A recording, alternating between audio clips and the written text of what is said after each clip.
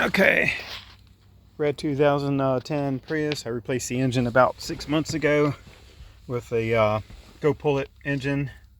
Got for $250. Got a year warranty. It seems to run fine. Hybrid battery now has issues.